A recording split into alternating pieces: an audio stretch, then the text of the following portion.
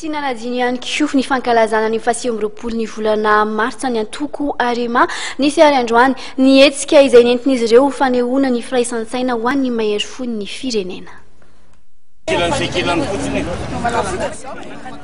Namoy ny eny ho an'ny tandrazana ary ho an'ny fahaleovantena sy ny fiandrianam-pirenena nampitolona tamin'ny taona 20 marsa 2017.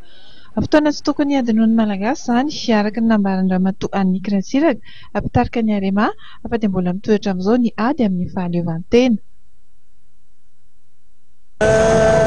Io zany ao anatin'ny mialatsiny raha mbola mamerina foana hoe ao anatin'ny boky mena zany ao amin'le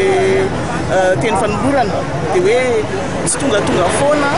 ny ady nataon'ny Arema ho an'ny révolution ary io zany dia miankina indrindra tamin'ny ireo martiora sy ireo olona izay niady ho an'ny tanindrazana izay namoy ny raha ho an'ny tanindrazana ka io zany no zavatra izay tena hoe tsy tokony adinoany tsirairay avy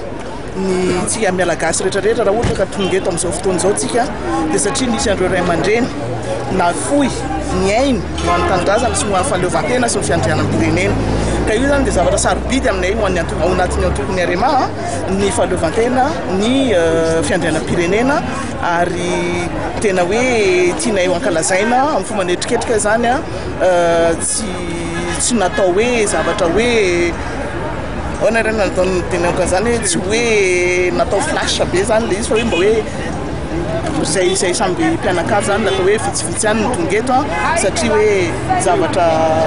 ho an'ireo olona izay namony ainy zany nahatongavanay teto ho an'ny fiandrianam-pirenena ho an'ny fahaleovantena.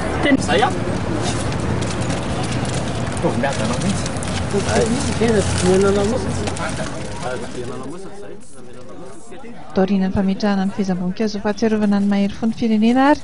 dia mitodi-doha teny amin'ny avaratra Ambohijaina misy ny fahasahy mahery fo ihany koa ireo mpikatroka Arema tarindra matoa Annika Ratsiraka ihany.